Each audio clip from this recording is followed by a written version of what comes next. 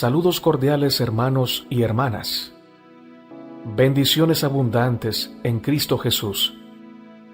Desde Colombia, el canal en defensa de la fe, y tu servidor, Natanael Baloyes, te saludan en el amor cristiano. Bienvenidos a la lección número 10 para el 8 de diciembre del 2018. La unidad y las relaciones rotas. Sábado 1 de diciembre, para memorizar. Porque si siendo enemigos, fuimos reconciliados con Dios por la muerte de su Hijo, mucho más estando reconciliados, seremos salvos por su vida. Padre nuestro que estás en el cielo, tu nombre sea santificado desde ahora y para siempre. Gracias por tu palabra. Gracias por la salvación obrada en Cristo Jesús a nuestro favor. Y gracias, Señor, porque nos permites escuchar esta lección. Danos el amor, la fe y la verdad para ponerla en práctica. Dale sabiduría a cada corazón que escuche este mensaje. Llénanos, oh Padre, de tu paz, de tu gozo y de tu amor. En el nombre de Cristo Jesús. Amén, Señor. Como hemos visto, incluso después del Pentecostés, la relación entre los creyentes a veces era tensa. El Nuevo Testamento registra repetidos ejemplos de la forma en que los dirigentes de la Iglesia y los miembros individuales manejaban esos desafíos. Estos principios son extremadamente valiosos para la Iglesia actual. Revelan los resultados positivos que pueden surgir cuando utilizamos los principios bíblicos para enfrentar los conflictos y preservar nuestra unidad en Cristo. En la lección de esta semana, con la ayuda de Dios, nos vamos a enfocar en el restablecimiento de las relaciones y cómo las relaciones humanas impactan nuestra unidad en Cristo. El ministerio del Espíritu Santo implica acercar a las personas a Dios y a los demás. Incluye derribar las barreras en nuestra relación con Dios y con los demás. En resumen, la mayor demostración del poder del Evangelio no es necesariamente lo que la Iglesia dice, sino cómo vive la Iglesia. En esto conocerán todos que sois mis discípulos, si tuviereis amor los unos con los otros. Juan 13:35. Sin este amor, todo lo que digamos sobre la unidad de la Iglesia quedará en la nada. Comentario de la lección del sábado. El hombre se alejó de Dios. No fue Dios quien se alejó del hombre. La mayoría de las religiones paganas creen y presentan a un Dios enojado. Un Dios a quien aplacar y agradar para poder evitar ser castigados por Él. El Dios que presenta la Biblia es un Dios que ama, perdona y siempre toma la iniciativa para reconciliarse con los hombres. No somos nosotros los que buscamos a Dios, es Él quien nos busca. No somos nosotros los que proveemos el sacrificio para que la relación entre Él y nosotros sea restablecida. Dios muestra su amor para con nosotros, en que siendo aún pecadores, Cristo murió para salvarnos. Nosotros le ofendimos a Él, nosotros lo dejamos, lo herimos y lo rechazamos, y sin embargo, es Él quien nos busca, nos rodea de su amor y nos ofrece su propia vida para reconciliarse con nosotros, para darnos vida eterna. Los que creen en Jesús siguen su ejemplo, no tienen enemistades, no buscan pleitos, y cuando son heridos y ofendidos, no guardan rencor, no maltratan al que los ofende, sino que pagan bien por mal, es decir, hacen el bien a aquellos que los maltratan, bendicen a aquellos que los maldicen, oran por aquellos que los persiguen, y no oran pidiendo a Dios que castigue a las personas que los han ofendido, oran pidiendo a Dios que salve, que redima a aquellos perseguidores que intentan hacer que su vida sea una vida triste y de gran sufrimiento. Dios nos ayude a experimentar el verdadero amor en Jesús. Complemento del espíritu de profecía. La religión de Jesucristo significa poder, significa avanzar en dirección ascendente hacia una norma más santa y elevada. El cristiano cuyo corazón ha sido conmovido por la belleza del carácter salvador debe poner en práctica lo que aprende en la escuela de Cristo. Debemos ser alumnos aptos en la escuela de Cristo y aprender de buena voluntad lo que Él nos enseña día tras día. Nunca podremos alcanzar la perfección de carácter si no oímos la voz de Dios ni obedecemos su consejo. Esta instrucción no se aplica sencillamente a los que han tenido pruebas que podrían disgustar a sus hermanos, sino que se aplica a los que han sido heridos, a los que han sufrido prejuicios financieros, reproches y críticas, incomprensiones y prejuicios. Los tales no deben permitir que el odio entre en el corazón, ni permitir que surjan los sentimientos negativos cuando consideran a los que los han perjudicado. Hijos e hijas de Dios, página 92. Que por la gracia del Señor tengas tú y tu familia un excelente día. Feliz semana, mi hermano y mi hermana. Que Dios te bendiga.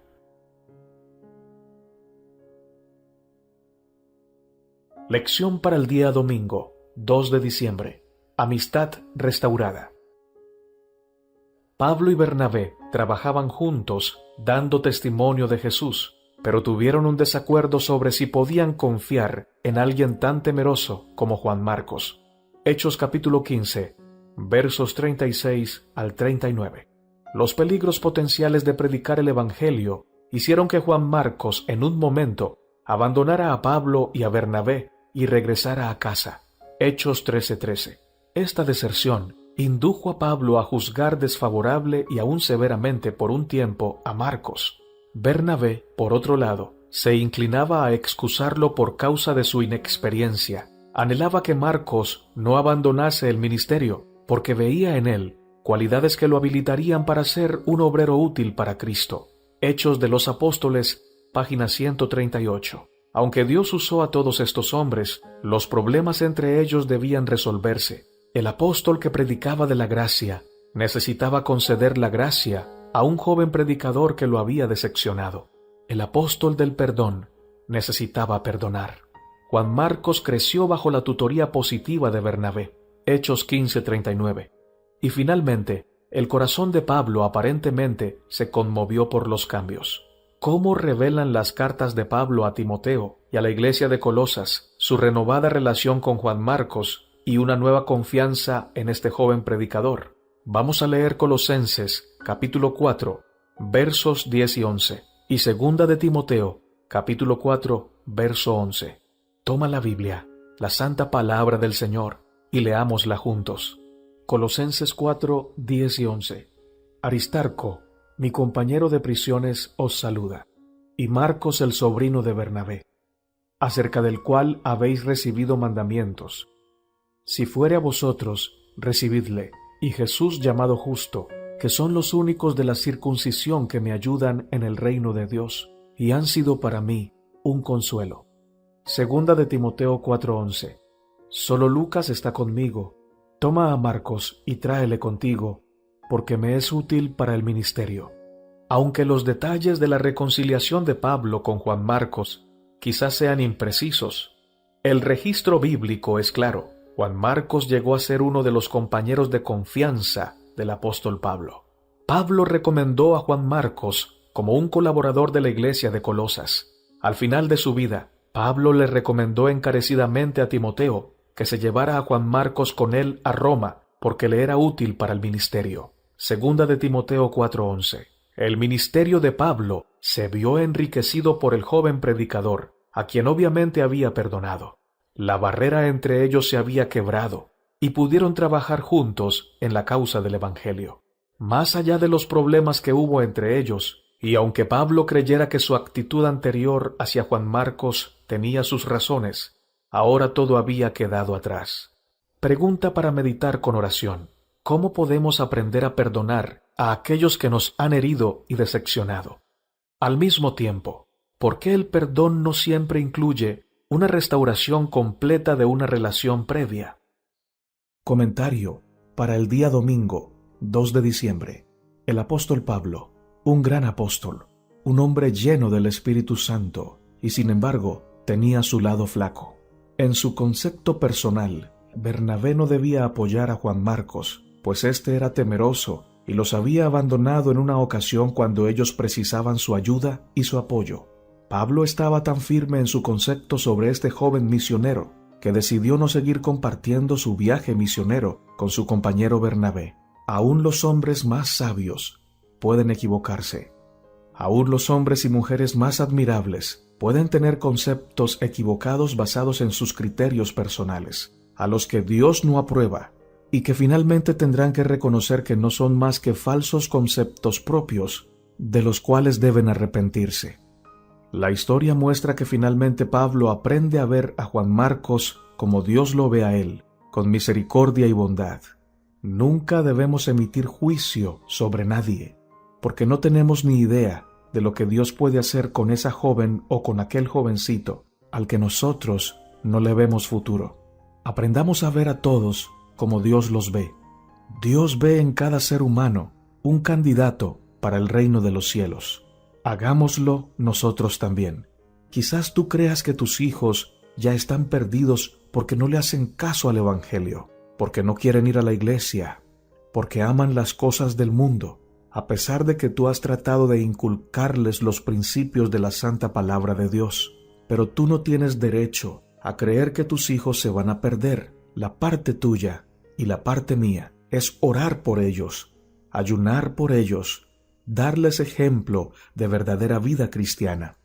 Y la parte de Dios es sorprendernos, salvándolos, a pesar de que nosotros habíamos perdido ya casi toda esperanza.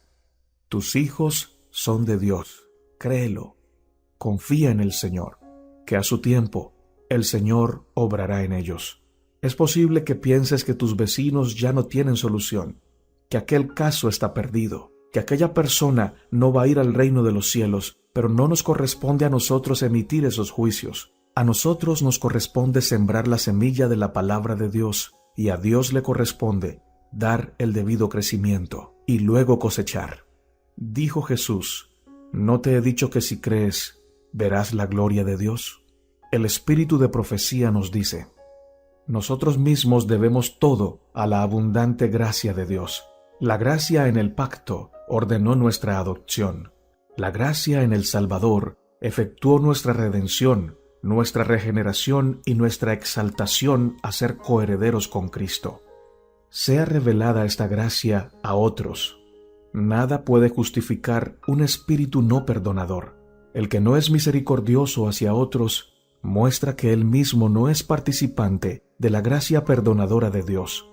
En el perdón de Dios, el corazón del que yerra se acerca al gran corazón de amor infinito. La corriente de compasión divina fluye al alma del pecador y de él hacia las almas de los demás. La ternura y la misericordia que Cristo ha revelado en su propia vida preciosa se verán en los que llegan a ser participantes de su gracia. Palabras de vida del Gran Maestro, página 195.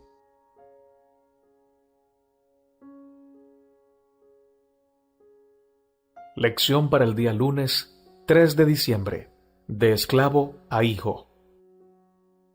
Mientras estaba encarcelado en Roma, Pablo conoció a un esclavo fugitivo llamado Onésimo, que había huido de Colosas a Roma. Pablo descubrió que conocía personalmente al amo de Onésimo.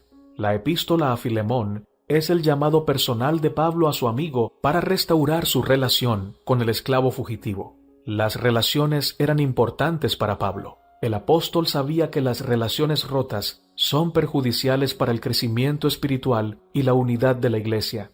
Filemón era un dirigente de la iglesia de Colosas. Si llegaba a albergar amargura hacia Onésimo, ésta dañaría su testimonio cristiano y el testimonio de la iglesia ante la comunidad no creyente.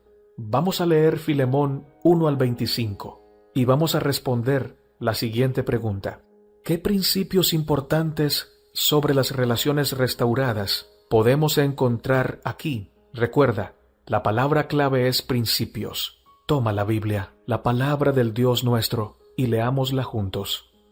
Filemón capítulo 1, versos 1 al 25. Pablo, prisionero de Jesucristo, y el hermano Timoteo, al amado Filemón, colaborador nuestro, y a la amada hermana Apia, y a Arquipo nuestro compañero de milicia, y a la iglesia que está en su casa. Gracia y paz a vosotros, de Dios nuestro Padre y del Señor Jesucristo. Doy gracias a mi Dios, haciendo siempre memoria de ti en mis oraciones, porque oigo del amor y de la fe que tienes hacia el Señor Jesús y para con todos los santos, para que la participación de tu fe sea eficaz en el conocimiento de todo el bien que está en vosotros por Cristo Jesús.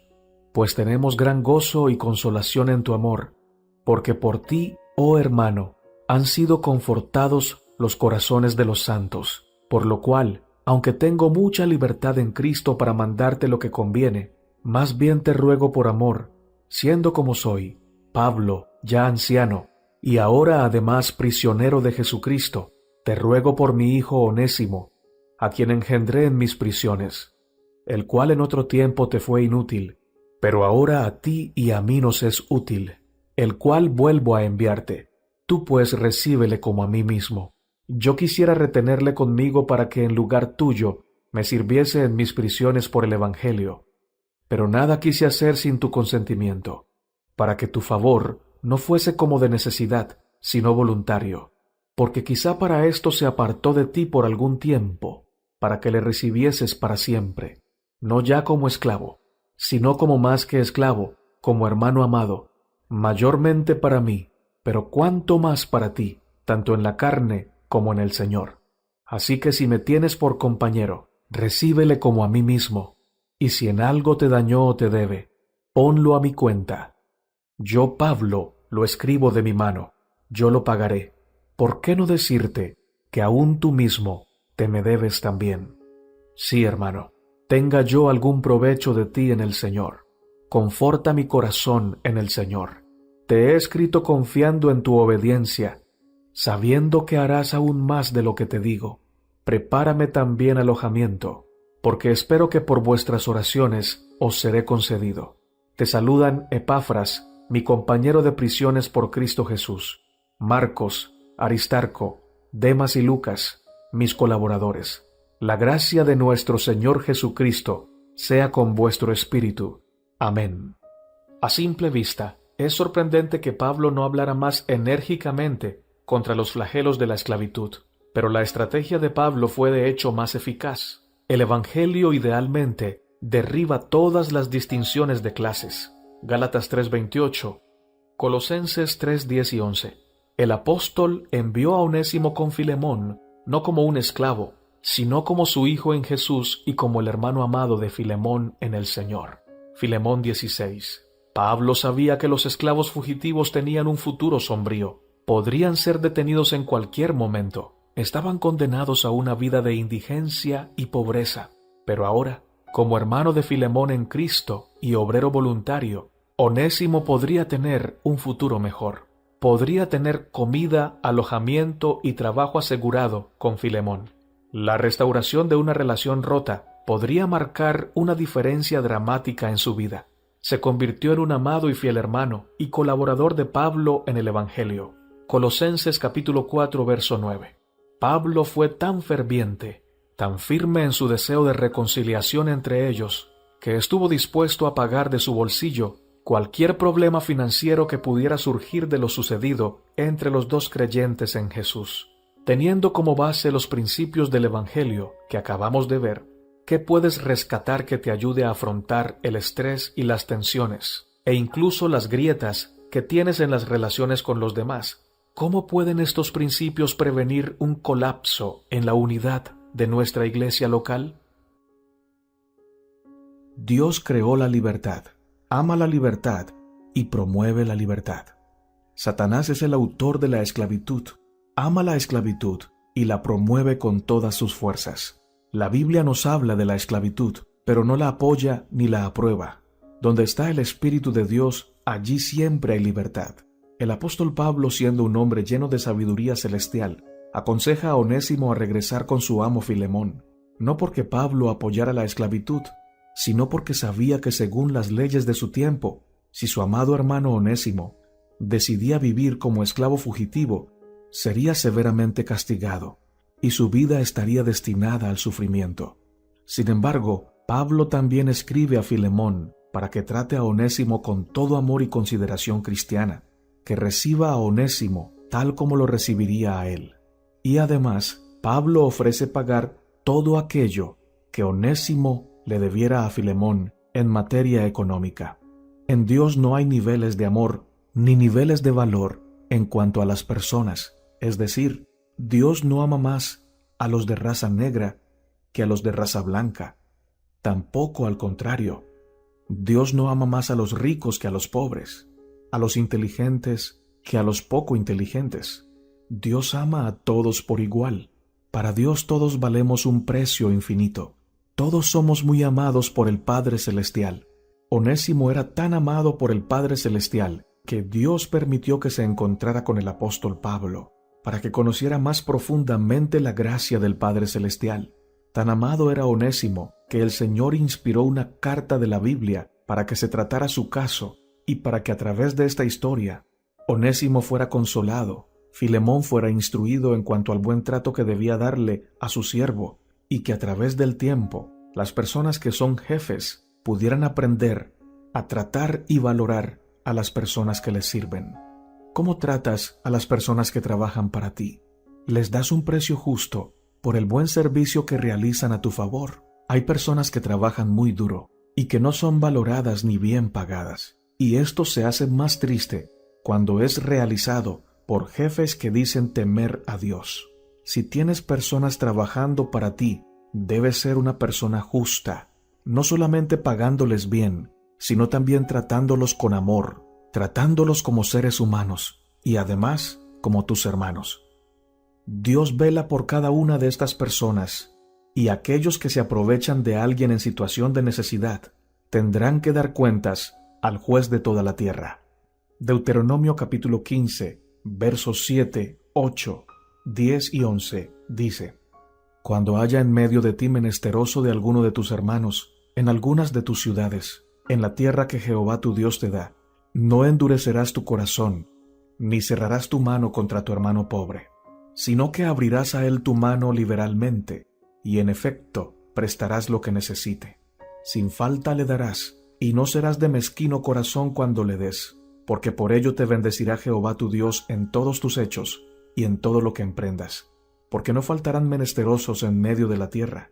Por eso yo te mando diciendo: abrirás tu mano a tu hermano, al pobre y al menesteroso en tu tierra. El espíritu de profecía nos aconseja: nuestras relaciones unos con otros deben ser agradables.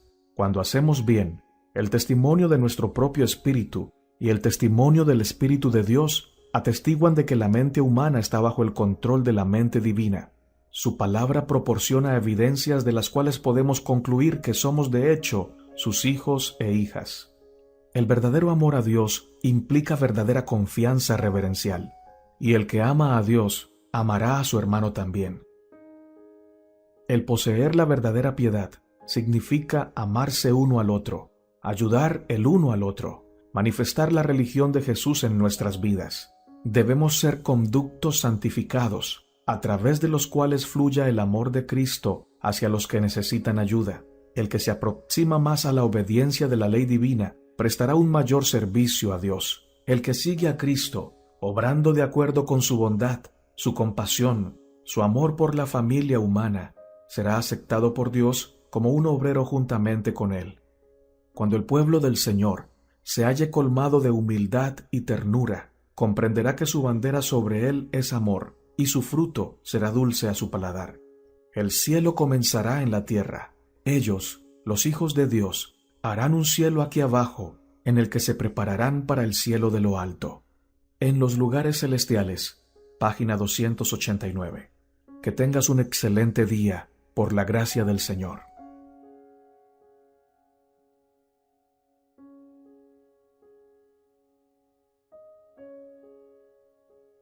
Lección para el día martes, 4 de diciembre. Dones espirituales para la unidad. Como vimos en una lección anterior, la iglesia de Corinto tenía problemas serios. En los siguientes pasajes, ¿qué principios describe Pablo para la sanidad de la iglesia y la restauración que son tan vitales para la unidad de la iglesia? Primera de Corintios capítulo 3, versos 5 al 11. Primera de Corintios capítulo 12, versos 1 al 11. Y Segunda de Corintios capítulo 10, versos 12 al 15. Toma la Biblia, carta de amor del Padre Celestial, y leámosla juntos. ¿Qué pues es Pablo? ¿Y qué es Apolos? Servidores por medio de los cuales habéis creído, y eso según lo que a cada uno concedió el Señor. Yo planté, Apolos regó, pero el crecimiento lo ha dado Dios. Así que ni el que planta es algo, ni el que riega, sino Dios, que da el crecimiento. Y el que planta y el que riega son una misma cosa, aunque cada uno recibirá su recompensa conforme a su labor. Porque nosotros somos colaboradores de Dios, y vosotros sois labranza de Dios, edificio de Dios. Conforme a la gracia de Dios que me ha sido dada, yo como perito arquitecto puse el fundamento, y otro edifica encima, pero cada uno mire cómo sobreedifica. Porque nadie puede poner otro fundamento que el que está puesto, el cual es Jesucristo. Primera de Corintios capítulo 12, versos 1 al 11. No quiero, hermanos, que ignoréis acerca de los dones espirituales. Sabéis que cuando erais gentiles, se os extraviaba, llevándoos como se os llevaba a los ídolos mudos. Por tanto os hago saber que nadie que hable por el Espíritu de Dios llama anatema a Jesús, y nadie puede llamar a Jesús Señor, sino por el Espíritu Santo. Ahora bien, hay diversidad de dones, pero el Espíritu es el mismo. Y hay diversidad de ministerios, pero el Señor es el mismo. Y hay diversidad de operaciones, pero Dios que hace todas las cosas en todos es el mismo. Pero a cada uno le es dada la manifestación del Espíritu para provecho. Porque a éste es dada por el Espíritu palabra de sabiduría, a otro palabra de ciencia según el mismo Espíritu, a otro fe por el mismo Espíritu, y a otro dones de sanidades por el mismo Espíritu, a otro el hacer milagros, a otro profecía, a otro discernimiento de espíritus, a otro diversos géneros de lenguas, y a otro interpretación de lenguas. Pero todas estas cosas las hace uno y el mismo Espíritu, repartiendo a cada uno en particular como Él quiere. Segunda de Corintios, capítulo 10, versos 12 al 15. Porque no nos atrevemos a contarnos ni a compararnos con algunos que se alaban a sí mismos, pero ellos midiéndose a sí mismos por sí mismos y comparándose consigo mismos, no son juiciosos.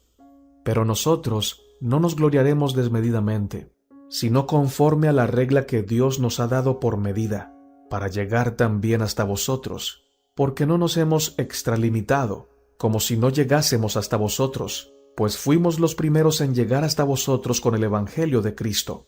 No nos gloriamos desmedidamente en trabajos ajenos, sino que esperamos que conforme crezca vuestra fe, seremos muy engrandecidos entre vosotros conforme a nuestra regla. En estos pasajes el apóstol describe principios vitales para la unidad de la Iglesia. Señala que Jesús utiliza diferentes obreros para llevar a cabo diversos ministerios en su Iglesia, aunque cada uno de ellos trabaja unido para edificar el reino de Dios. Primera de Corintios, capítulo 3, verso 9. Dios nos llama a cooperar y no a competir. Dios dota a cada creyente para que coopere al servicio del cuerpo de Cristo y de la comunidad. No hay dones mayores o menores. Todos son necesarios en la Iglesia de Cristo. Los dones que recibimos de Dios no son para exhibirlos egoístamente, y el Espíritu Santo los concede para el servicio en la propagación del Evangelio. Toda comparación con los demás es imprudente, porque nos hará sentir desanimados o arrogantes. Si pensamos que los demás son muy superiores a nosotros, nos sentiremos abatidos cuando nos comparemos con ellos, y nos vamos a desanimar fácilmente en cualquier ministerio en el que estemos. Por otro lado, si pensamos que nuestro trabajo para Cristo es más efectivo que el de los demás, nos vamos a sentir orgullosos, y este es el último sentimiento que cualquier cristiano debería albergar. Ambas actitudes paralizan nuestra efectividad para Cristo y la comunión que deberíamos tener unos con otros. Al trabajar dentro de la esfera de influencia que Cristo nos ha dado, encontramos gozo y contentamiento en nuestra testificación a favor de Cristo. Nuestra obra completará los esfuerzos de otros miembros, y la Iglesia de Cristo hará grandes progresos para el reino. ¿Recuerdas a alguien cuyos dones en el ministerio te hayan dado celos? No es demasiado difícil, ¿verdad? Al mismo tiempo, ¿con qué frecuencia te has sentido orgulloso de tus dones en comparación con los de los demás? La cuestión es que las preocupaciones de Pablo son una realidad siempre presente en los seres humanos caídos. Independientemente del lado en el que caigamos, ¿cómo podemos adquirir las actitudes desinteresadas necesarias para mantener nuestra unidad en Cristo? Preguntas profundas, directas, para meditar con oración. Que el Espíritu Santo hable a nuestra conciencia y nos permita reconocer nuestras faltas, acudir a Cristo, ser perdonados, restaurados y transformados. El espíritu de profecía nos dice: la unidad cristiana es una fuerza poderosa. Proclama con voz vigorosa que quienes la manifiestan son hijos de Dios. Ejerce una influencia irresistible sobre el mundo, revelando que el hombre, dentro de sus características humanas, puede ser participante de la naturaleza divina, habiendo escapado a la corrupción que está en el mundo por su concupiscencia. Debemos ser uno con nuestros semejantes y con Cristo, y en Cristo uno con Dios. Entonces se podrá decir de nosotros: en Él estáis completos. Dios ruega a todos los miembros de su Iglesia que reciban el Espíritu Santo, que se unan en comprensión fraternal y que vinculen sus intereses con amor. No hay nada que debilite a la Iglesia en forma tan manifiesta como la desunión y las rencillas. No hay nada que contienda tanto con Cristo y la verdad como un espíritu tal. Aquel en cuyo corazón mora Cristo reconoce a Jesús cuando éste mora en el corazón de los hermanos. Cristo jamás lucha ni ejerce influencia contra sí mismo. Los cristianos deben hacer su obra, sea cual fuere ésta, en unidad de espíritu, para la perfección de todo el cuerpo. Mi vida hoy, página 284.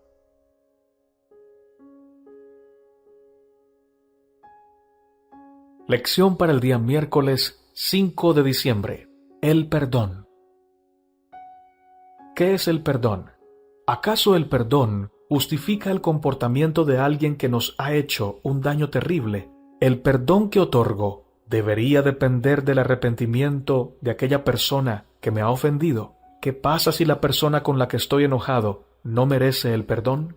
¿Cómo nos ayudan los siguientes pasajes a comprender la naturaleza bíblica del perdón? Vamos a leer Romanos capítulo 5, versos 8 al 11, Lucas capítulo 23, versos 31 al 34, Segunda de Corintios 5, 20 y 21, Efesios 4, 26. Toma la Biblia, la santa palabra de Dios, y leámosla juntos. Romanos capítulo 5, versos 8 al 11. Mas Dios muestra su amor para con nosotros, en que siendo aún pecadores, Cristo murió por nosotros. Pues mucho más estando ya justificados en su sangre, por él seremos salvos de la ira. Porque si siendo enemigos, fuimos reconciliados con Dios por la muerte de su Hijo, mucho más estando reconciliados, seremos salvos por su vida. Y no solo esto, sino que también nos gloriamos en Dios por el Señor nuestro Jesucristo, por quien hemos recibido ahora la reconciliación. Lucas 23, 31 al 34. Porque si en el árbol verde hacen estas cosas, en el seco, ¿qué no se hará? Llevaban también con él a otros dos, que eran malhechores, para ser muertos. Y cuando llegaron al lugar llamado de la calavera, le crucificaron allí, y a los malhechores, uno a la derecha y el otro a la izquierda. Y Jesús decía: Padre, perdónalos porque no saben lo que hacen. Y repartieron entre sí sus vestidos, echando suertes. Segunda de Corintios 5, 20 y 21. Así que somos embajadores en nombre de Cristo, como si Dios rogase por medio de nosotros. Os rogamos en nombre de Cristo, reconciliaos con Dios. Al que no conoció pecado, por nosotros lo hizo pecado, para que nosotros fuésemos hechos justicia de Dios en él. Efesios 4, 26. Airaos pero no pequéis, no se ponga el sol sobre vuestro enojo. Qué lindo es saber que Cristo tomó la iniciativa de reconciliarnos con Él. La bondad de Dios es para guiarnos a arrepentirnos y abandonar nuestro pecado. Romanos 2:4. En Cristo fuimos reconciliados con Dios mientras aún éramos pecadores. Nuestro arrepentimiento y nuestra confesión no generan la reconciliación. La muerte de Cristo en la cruz, sí. Nuestra parte es aceptar lo que Él hizo por nosotros. Es verdad que no podemos recibir las bendiciones del perdón hasta que hayamos confesado nuestros pecados. Esto no significa que nuestra confesión produzca el perdón en el corazón de Dios. El perdón estaba en su corazón todo el tiempo. La confesión, en cambio, nos permite recibir ese perdón. Primera de Juan 1:9. Esto es de vital importancia, no porque ella cambie la actitud de Dios hacia nosotros, sino porque cambia nuestra actitud hacia Él. Cuando nos sometemos al poder de convicción del Espíritu Santo para arrepentirnos y confesar nuestro pecado, somos transformados. El perdón también es vital para nuestro bienestar espiritual. El hecho de no perdonar a alguien que nos ha causado daño, por más que no merezca el perdón, puede lastimarnos más a nosotros que a la otra persona. Si alguien te ha herido y el dolor se encona en tu interior porque no puedes perdonar, estás permitiéndole que te lastime aún más. ¿Con cuánta frecuencia esos sentimientos y ese dolor son causa de divisiones y tensiones en la iglesia? El daño no resuelto entre los miembros de iglesia daña la unidad del cuerpo de Cristo. El perdón que otorgamos al que nos ha ofendido lo libera de nuestra condena, de nuestro resentimiento, de nuestra indiferencia, porque Cristo nos ha librado de su condenación. El perdón no justifica el comportamiento de los demás hacia nosotros. Podemos reconciliarnos con alguien que nos ha agraviado, porque Cristo nos reconcilió consigo mismo cuando lo perjudicamos. Podemos perdonar porque somos perdonados. Podemos amar porque somos amados. El perdón es una decisión. Podemos elegir perdonar a pesar de las actitudes o acciones de la otra persona. Y este, mis hermanos, es el verdadero espíritu de Cristo.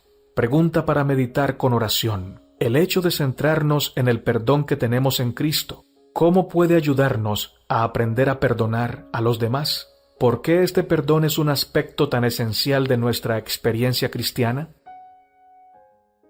Perdonar la ofensa, por más profunda que sea, es una forma de mostrar que hemos experimentado y comprendido la gracia de Dios, por lo menos en la medida posible para nosotros. Negar el perdón a quien nos ha ofendido equivale a reconocer que no conocemos ni al Señor Jesús ni a la gracia que Él nos ofrece constantemente.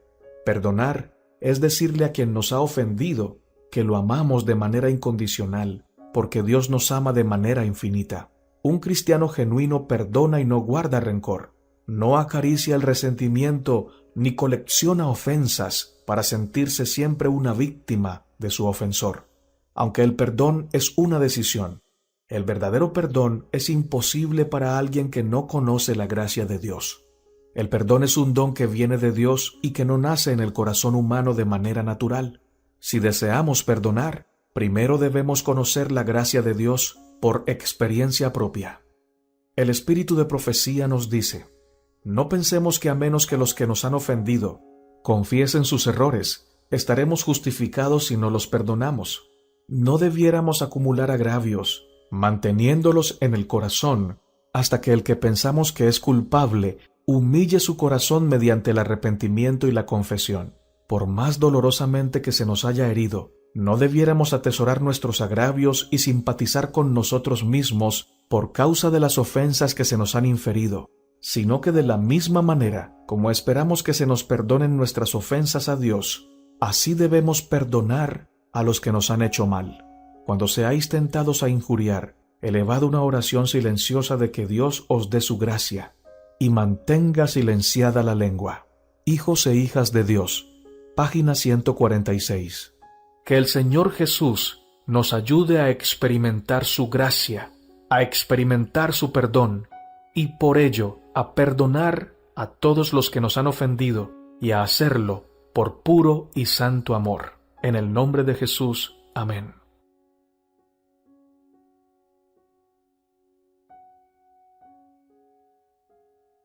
Lección para el día jueves, 6 de diciembre. La restauración y la unidad. Vamos a leer Mateo capítulo 18, versos 15 al 17. ¿Qué 3 pasos nos indica Jesús para ayudarnos a resolver conflictos cuando otro miembro de la iglesia nos hace daño? ¿Cómo deberíamos aplicar estas palabras en nuestras situaciones contemporáneas? Vamos a leer la santa palabra de Dios. Abramos nuestra mente y nuestro corazón para que el Sembrador Celestial siembre su santa semilla en nosotros. Mateo capítulo 18, versos 15 al 17. Por tanto, si tu hermano peca contra ti, ve y repréndelo cuando él y tú estén solos. Si te hace caso, habrás ganado a tu hermano. Pero si no te hace caso, haz que te acompañen 1 o 2 más, para que todo lo que se diga conste en labios de 2 o 3 testigos.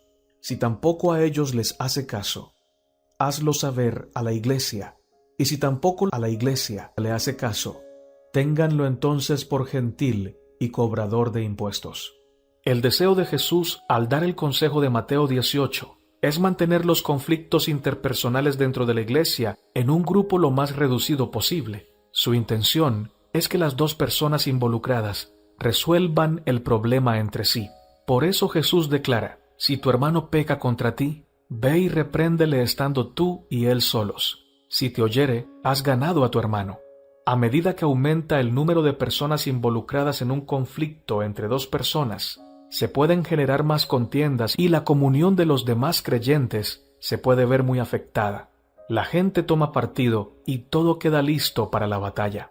Pero, cuando los cristianos intentan resolver sus diferencias en privado y con el espíritu de amor cristiano y de comprensión mutua, se crea un clima de reconciliación.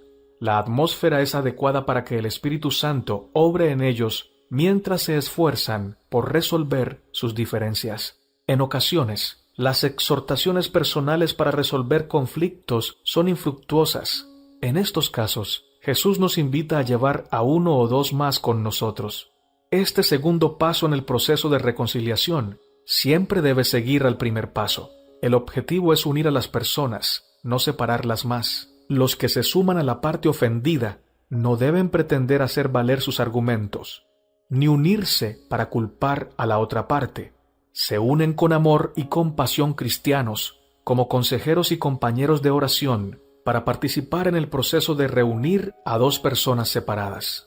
Pero hay ocasiones en que no funciona ninguno de los intentos por resolver el problema. En este caso, Jesús nos instruye que presentemos el tema ante la iglesia. Sin duda, no está hablando aquí de interrumpir el culto de adoración el sábado por la mañana con una cuestión personal. El lugar apropiado para plantear el problema, si los primeros 2 pasos no han ayudado a reconciliar a las 2 partes, es la reunión de la junta directiva de la iglesia. Nuevamente, el propósito de Cristo es la reconciliación, no es culpar a una parte y defender a la otra.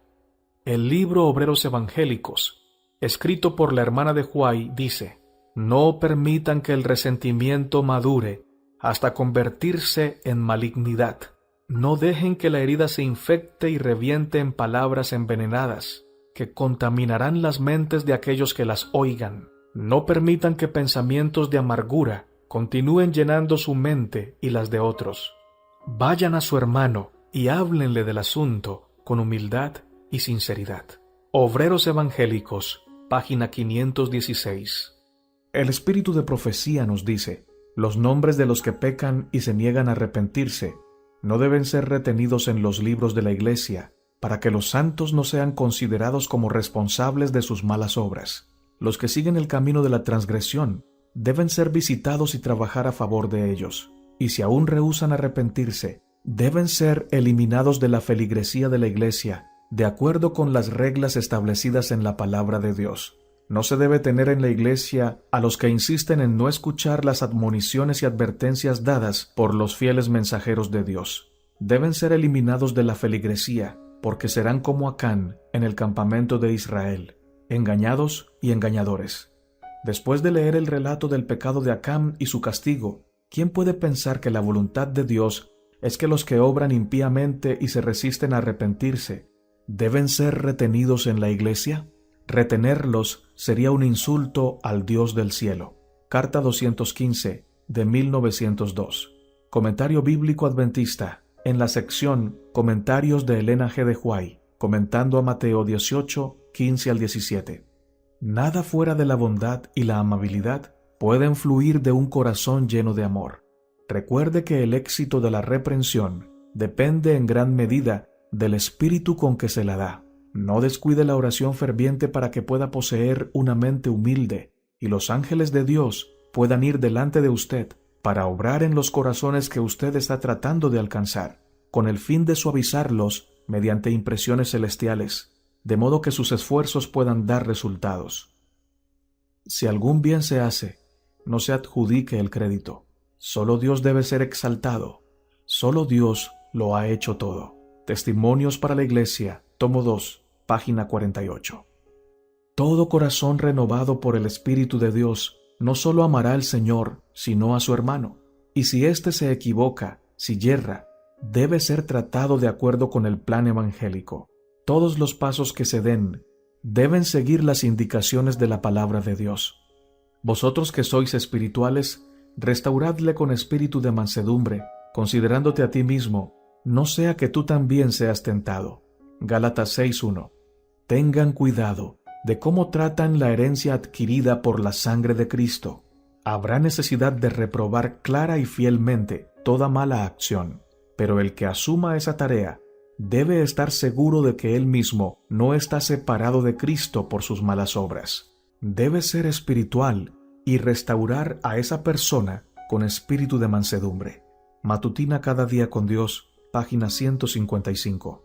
Nuestro deseo es que en el nombre de Jesús, hoy tú y yo vivamos para la gloria de Dios y que en Él tengamos un excelente día. Lección para el día viernes, 7 de diciembre, para estudiar y meditar. Cuando los obreros tengan un Cristo que more permanentemente en su alma, cuando todo egoísmo esté muerto, cuando no haya rivalidad ni lucha por la supremacía, cuando exista una unidad, cuando se santifiquen a sí mismos, de modo que se vea y se sienta el amor mutuo, entonces las lluvias de gracia del Espíritu Santo vendrán sobre ellos tan ciertamente como que la promesa de Dios nunca faltará en una jota o una tilde. Mensajes Selectos, tomo 1, página 206. Si queremos subsistir en el gran día del Señor, con Cristo como nuestro refugio y nuestra fortaleza, debemos abandonar toda envidia y contienda por la supremacía. Debemos destruir completamente la raíz de estas cosas impías para que no puedan surgir de nuevo a la vida. Debemos ponernos plenamente del lado del Señor. Eventos de los últimos días, página 195. Resumen. El Evangelio de Jesucristo gira en torno a la sanidad y la transformación, y cuando éstas se producen, no pueden dejar de afectar nuestra relación con los demás. La Biblia nos proporciona principios poderosos y ejemplos de cómo podemos tener relaciones buenas e íntimas con los demás, incluso en un mundo de pecado. Hebreos 12:2 nos dice: puestos los ojos en Jesús, el autor y consumador de la fe. Tú y yo hemos sido llamados a quitar nuestra vista de los errores ajenos, a desviar nuestra contemplación de las heridas que nos han causado. Cuando nuestra vista y nuestra mente se detienen bastante tiempo a reflexionar sobre los daños hechos a nosotros, nos volvemos egoístas, nos tornamos resentidos y guardamos un rencor que se convierte en un veneno para nuestra vida espiritual y física. Por eso la Biblia insiste en que tú y yo pongamos nuestra vista en Jesús, el cual, aunque fue maltratado, rechazado y herido, oró por aquellas personas que esto le hacían, y al hacerlo nos dio un ejemplo profundo de lo que es el verdadero amor. El que ama de verdad no solamente manifiesta amor para aquellas personas que lo aman a él, debe manifestar amor para aquellas personas que lo persiguen, que lo maltratan y que lo consideran una persona no grata. El amor verdadero es practicar el cristianismo que Jesús vivió mientras estuvo en esta tierra. Vivió para servir, para amar, para revelar el carácter del Padre.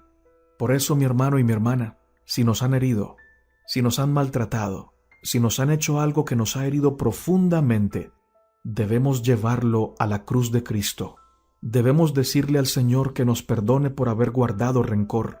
Debemos decirle que quite de nosotros todo resentimiento, que arranque toda raíz de amargura que nosotros no podemos perdonar solos, que necesitamos su gracia para que nos ayude a perdonar y a olvidar. No a olvidar el hecho, sino a olvidar el dolor que nos causa recordar la ofensa, y a volver a tratar a este hermano como Dios nos trata a nosotros. Esto para los seres humanos es imposible, pero recuerda que para Dios todo es posible.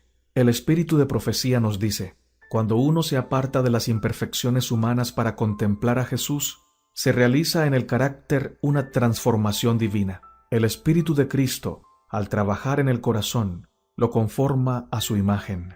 Entonces sea vuestro esfuerzo ensalzar a Jesús. Diríjanse los ojos de la mente al Cordero de Dios que quita el pecado del mundo. El que hubiere hecho convertir al pecador del error de su camino, salvará un alma de la muerte y cubrirá multitud de pecados. Y al ocuparos en esta obra, recordad que el que hubiere hecho convertir al pecador del error de su camino, salvará un alma de la muerte y cubrirá multitud de pecados. El que no es misericordioso hacia otros, muestra que él mismo no es participante de la gracia perdonadora de Dios. En el perdón de Dios, el corazón del que yerra se acerca al gran corazón de amor infinito. La corriente de compasión divina fluye al alma del pecador y de él hacia las almas de los demás. La ternura y la misericordia que Cristo ha revelado en su propia vida preciosa se verán en los que llegan a ser participantes de su gracia. Pero si alguno no tiene el Espíritu de Cristo, el tal no es de él. Palabras de vida del Gran Maestro, capítulo ¿Cómo se alcanza el perdón? Padre misericordioso, gracias Señor, porque nos has dado un gran ejemplo de amor, de perdón y de reconciliación. Porque aunque nosotros estábamos alejados de ti, enojados contigo por causa de nuestro pecado, tú tomaste la iniciativa, enviaste a tu Hijo, diste tu sangre, para que nosotros pudiéramos ser perdonados, redimidos y salvados en la sangre de Cristo. Gracias, Señor, porque nos darás el poder para perdonar a las personas que nos han ofendido. Gracias, Señor, porque perdonas nuestras ofensas. Perdónanos, oh Señor, porque no solo somos víctimas, sino que también hemos sido victimarios. Hemos hecho sufrir a tus hijos y a tus hijas. Nos hemos equivocado, hablando mal de otros. Perdona, oh Señor, nuestras culpas, y enséñanos, oh Padre, a perdonar a los que nos han ofendido. Que cada corazón que escuchó esta lección pueda atesorarla en su mente, pero también en su vida práctica. Que esta lección se convierta en libertad, en vida, en poder y en acción. Lo pedimos humildemente, en el nombre de Cristo Jesús. Amén, Señor. Maranata, y que nuestro Señor Jesucristo venga pronto.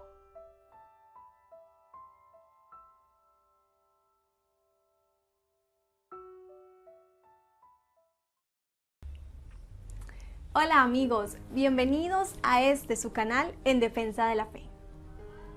Un canal, una misión, anunciar la verdad presente, decirle al mundo que Cristo viene pronto.